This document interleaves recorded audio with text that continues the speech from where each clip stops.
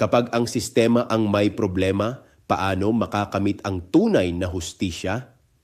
Sa gitna ng impeachment laban kay Sara Duterte, malinaw na hindi lang ito usapin ng isang opisyal. Kapag ang proseso ay pinipigilan, lumalabas na ang sistema mismo ang may problema. Dahil sa ilalim ng sistemang ito, ang makapangyarihan ay may paraan para umiwas. Pero ang manggagawa at migrants walang ganitong option, mababang sahod, kawalan ng seguridad sa trabaho. Sa pilitang pangingibang bansa para mabuhay, hindi ito hiwalay ng mga problema.